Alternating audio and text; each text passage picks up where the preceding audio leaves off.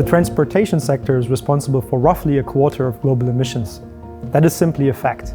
But if you zoom into this 1/4, emissions from passenger vehicles are a significant share. And these cars are driving in our cities, where the air that we breathe is actually rated as unhealthy. So taking the emissions from these vehicles out of the overall emission equation in such a city is a big lever, and you can do that by electrifying the transport within these cities. We are absolutely at a tipping point. The pure fact that the sales of electric vehicles has surpassed 2.1 million vehicles last year in itself is quite an amazing fact, and the large-scale adoption is actually already enabled with the right price point for the vehicle, the right range of the vehicle, and the charging infrastructure that is required in order to power those vehicles, ideally with an alternative energy source.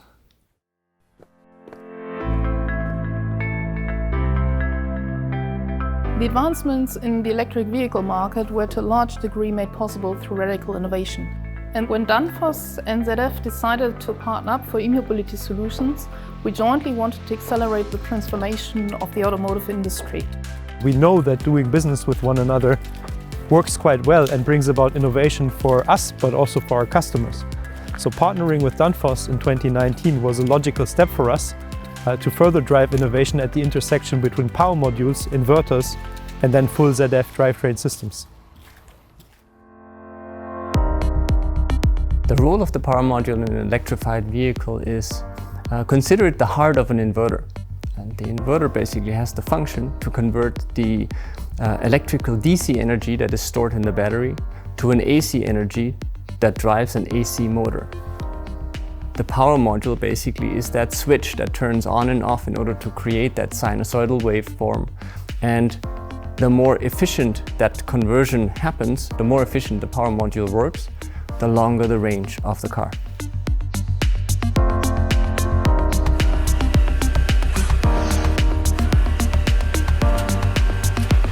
From a technological perspective, the most interesting developments are related to the silicon carbide technology. Silicon carbide MOSFETs allow higher switching frequencies at lower switching losses. And silicon carbide modules actually can increase the efficiency of drivetrains by up to 7%, meaning that the range of batteries and mileage can be increased to a degree that electric vehicles become much more cost competitive.